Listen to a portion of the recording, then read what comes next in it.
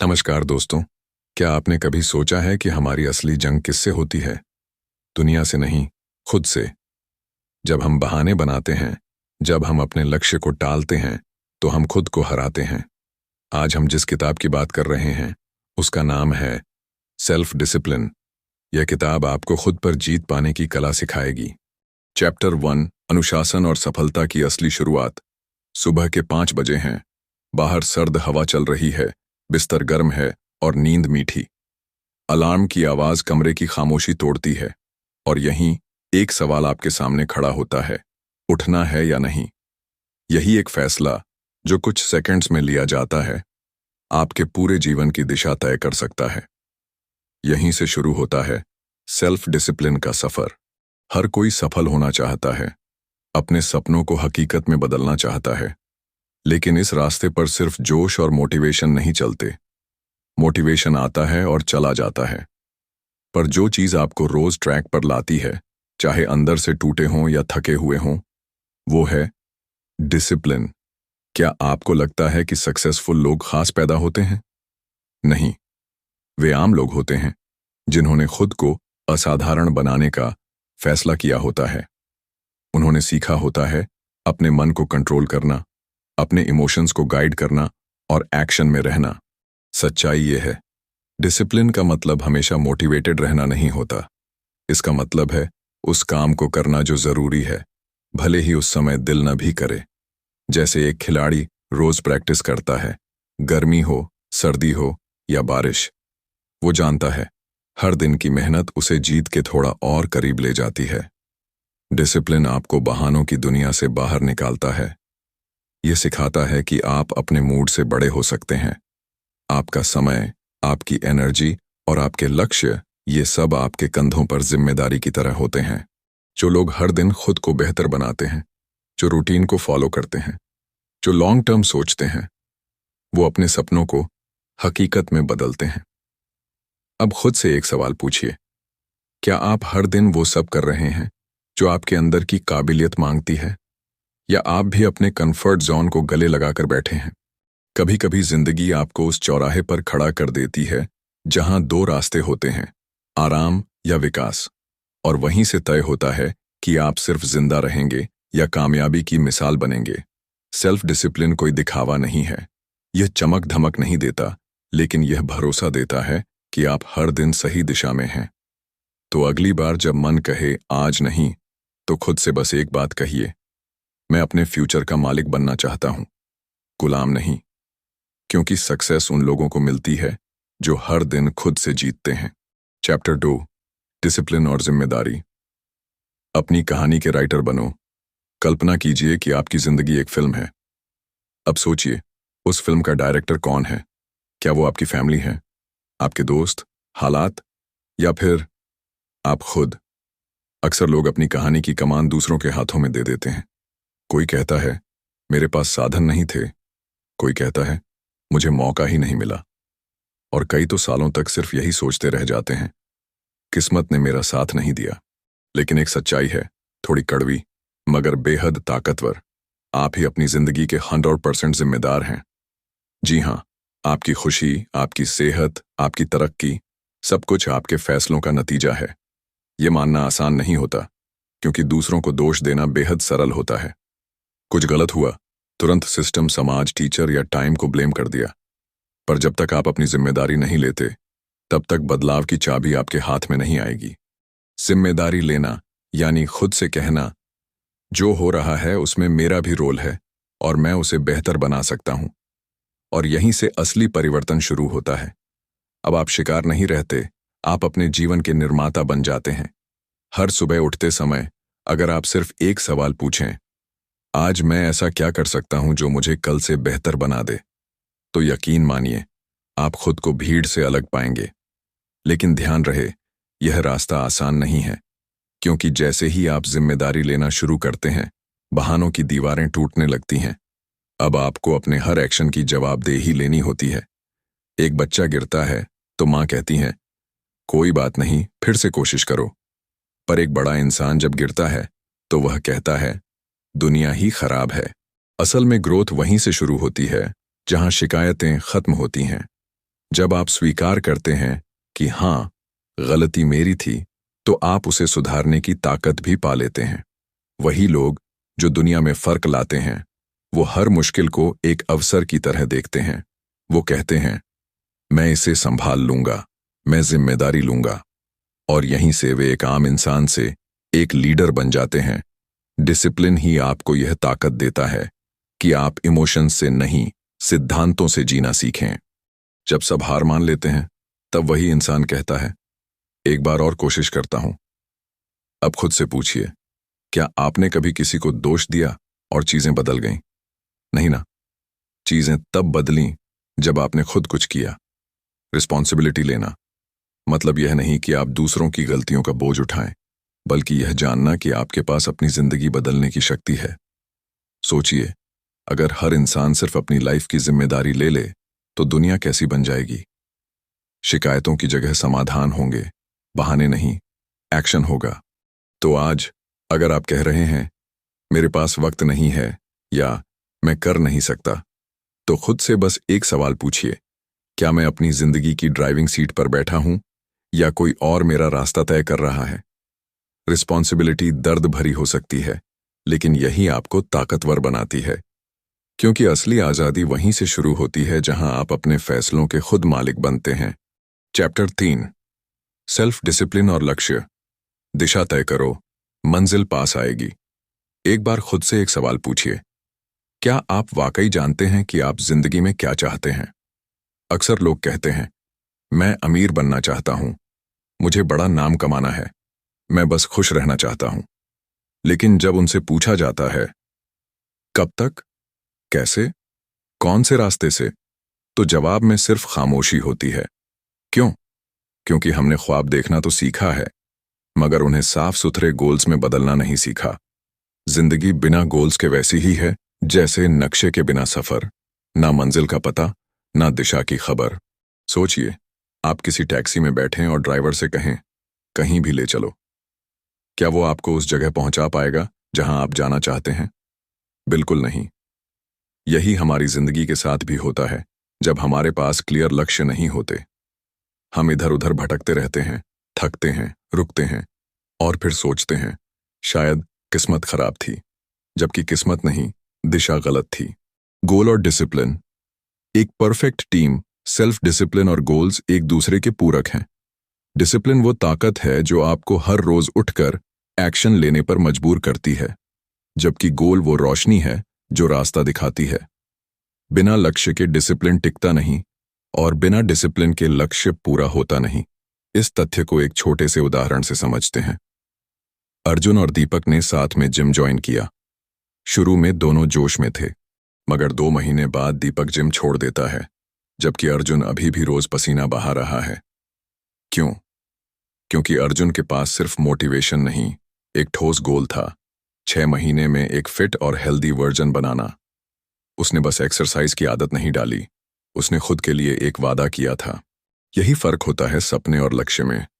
सपना सिर्फ कल्पना है, लेकिन लक्ष्य एक रोड मैप है जो उस कल्पना को हकीकत में बदलता है।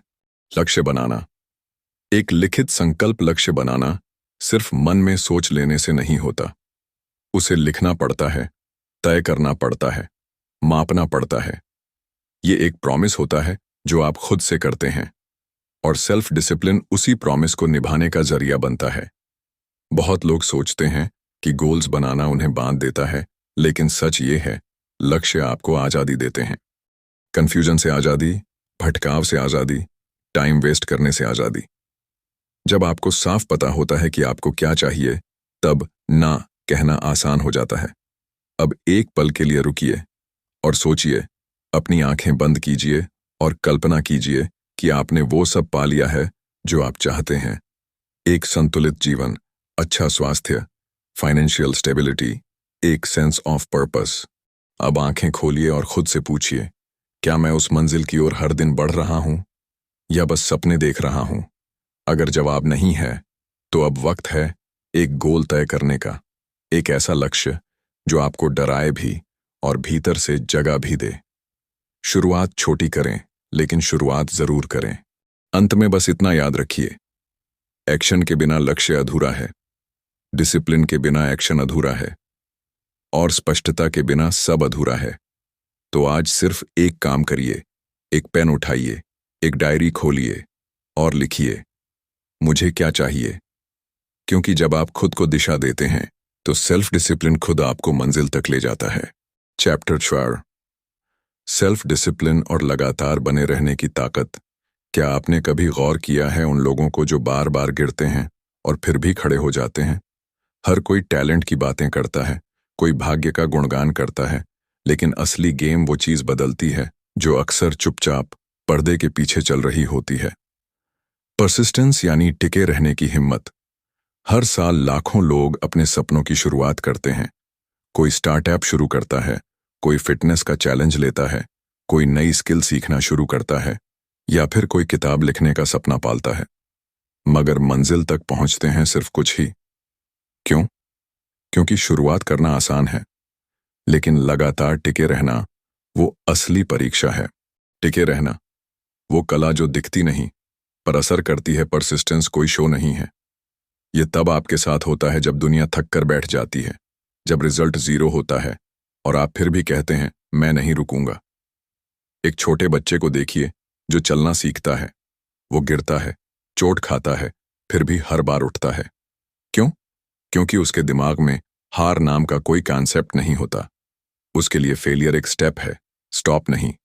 तो फिर बड़ा होते होते हम कब सीख जाते हैं हार मानना? परसिस्टेंस। हार के बाद फिर कोशिश करना, इसका मतलब यह नहीं कि आप कभी फेल नहीं होंगे। इसका मतलब है कि हर असफलता के बाद आप दोबारा कोशिश करेंगे, चाहे वो 10वीं बार हो या 100वीं। थॉमस एडिसन को ही देखिए, 1000 से ज्यादा बार बल्ब बनाने में फेल हुए। लोगों ने मजाक उड़ाया, लेकिन उन्होंने रुकना नहीं चुना। क्यों? क्योंकि वो जानते थे हर नाकामी एक नया सबक देती है। लेकिन आप सोच सकते हैं, वो तो एडिसन थे, मैं तो एक आम इंसान हूं। लेकिन दोस्तों, एडिसन में कोई अलौकिक शक्ति नहीं थी। उनमें था सिर्फ एक मजबूत माइंडसेट, डिसिप्लिन और परसिस्टेंस। और वही क्षमता आप में भी है। हर बार जब आप कहते हैं आज नहीं यार, अब थक गया हूं, शायद ये मेरे बस का नहीं, आप जीत के एक कदम पहले रुक जाते हैं। क्योंकि अक्सर सफलता बस एक कदम और आगे होती है। सफलता की राह सीधी नहीं होती, ये रास्ता सीधा सरल नहीं होता।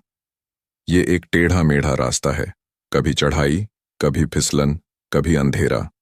लेकिन जो लोग चलते रहते हैं धीरे धीरे, हर रोज, आखिरकार वो शिखर पर पहुंचते हैं। सोचिए, अगर आपने YouTube चैनल शुरू किया और कुछ हफ्तों तक व्यूज ना आए, तो क्या आप हार मान लेंगे? या रोज सीखते हुए, कंटेंट डालते हुए आप उस दिन का इंतजार करेंगे जब कोई वीडियो हिट हो जाए? यही फर्क है। गिव अप करने वाला वही रहता है जहां है, टिके रहने वाला बढ़ता चला जाता है। तो दोस्तों, मजबूत बने रहिए। सेल्फ डिसिप्लिन एक मसल है, जितना इस्तेमाल करेंगे उतनी मजबूत होगी। परसिस्टेंस उसकी स्टेमिना है जो आपको फिनिश लाइन तक खींच कर ले जाएगा। हर बार जब आपको लगे हार मान लूं, बस इतना सोचिए, मैं यहां तक पहुंचा हूं तो अब वापस नहीं जाऊंगा। क्योंकि जो चलते रहते हैं वही एक दिन जीतते हैं। अध्याय 5, आत्मानुशासन और समय प्रबंधन। कल्पना कीजिए कि आपके पास एक ऐसा खाता है जिसमें हर सुबह आपको 86 सेकंड मिलते हैं, न पैसे में बल्कि समय में।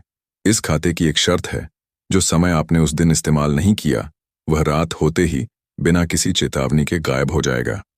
आप क्या करेंगे? जाहिर है, आप एक एक पल को पूरी तरह से इस्तेमाल करने की कोशिश करेंगे। यही समय की सच्चाई है। यह हमारा सबसे अनमोल संसाधन है। और दुख की बात यह है कि हम में से अधिकतर इसे सबसे ज्यादा अनदेखा करते हैं। अब सोचिए, आप अपने दिन की शुरुआत कैसे करते हैं? क्या आप हर सुबह एक ठोस योजना के साथ उठते हैं, या फिर बेमकसद उठकर यह सोचते हैं कि आज क्या करना है? बहुत से लोग दिन भर व्यस्त रहते हैं, लेकिन कुछ भी महत्वपूर्ण हासिल नहीं कर पाते, क्योंकि व्यस्त होना और उत्पादक होना दो अलग बातें हैं। यहीं पर आत्मानुशासन और समय प्रबंधन की भूमिका शुरू होती है। समय प्रबंधन कोई मुश्किल तकनीक नहीं, बल्कि एक सोच है।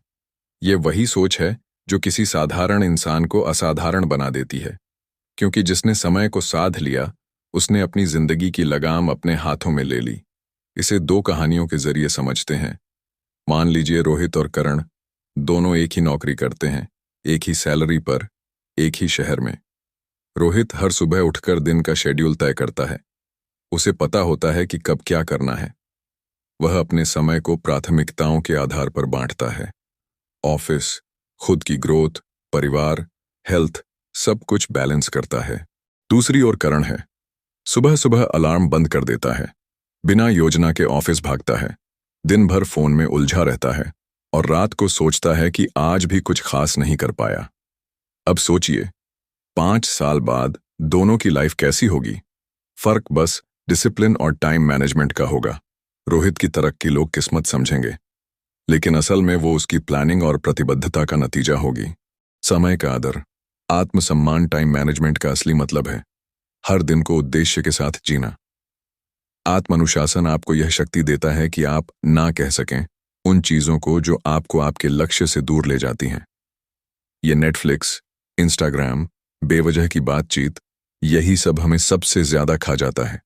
जब आप कहते हैं मेरे पास टाइम नहीं है, तो आप सच में कहते हैं ये मेरी प्राथमिकता नहीं है।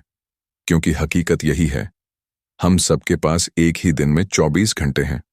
फर्क इस बात का होता है कि कौन उन घंटों को बर्बाद करता है और कौन उन्हें निर्माण में लगाता है। एक और छोटी कहानी जो आपको गहरी सीख देगी। एक छात्र को परीक्षा की तैयारी करनी थी। उसके पास 10 दिन थे। उसने हर दिन कल पर टाल दिया। आखिर में 2 दिन बचे और घबराकर सब रटना शुरू किया। नतीजा, फेल। दूसरा छात्र हर दिन सिर्फ 2 घंटे पढ़ता रहा, डिस्ट्रैक्शन से बचा और समय का सही इस्तेमाल किया। नतीजा, टॉप। क्या फर्क था? सिर्फ योजना और अनुशासन का। याद रखिए, सही वक्त कभी खुद से नहीं आता, आपको उसे बनाना पड़ता है। तो अगर आप चाहते हैं कि आप आम भीड़ से अलग दिखें, तो शुरुआत इसी से करें। हर सुबह उठिए और तय कीजिए कि आपका सबसे जरूरी काम क्या है। वही कीजिए, पूरी ईमानदारी और फोकस के साथ, क्योंकि आखिरकार आपकी आदतें ही आपकी तकदीर बनाती हैं। दोस्तों, यह किताब आपको कोई जादुई फॉर्मूला नहीं देती। यह आपको बस यह समझाने आई है कि सफलता उन लोगों की होती है जो बहानों से नहीं, अपने फैसलों से चलना सीखते हैं। और हाँ दोस्तों, अगर वीडियो अच्छा लगा हो तो लाइक, शेयर और चैनल को सब्सक्राइब जरूर करें। तो फिर मिलते एक नए सोच के साथ। तब तक अपने जीवन में अनुशासन लाने का प्रयास जरूर कीजिए। शुरुआत आपकी है, आपकी नई आदतों की, नए फैसलों की और उस इंसान की जो अब बहाने नहीं बनाएगा। क्योंकि अगर आपने समय को अपना साथी बना लिया, तो सफलता खुद आपके साथ चलने लगेगी। अंत तक बने रहने के लिए धन्यवाद।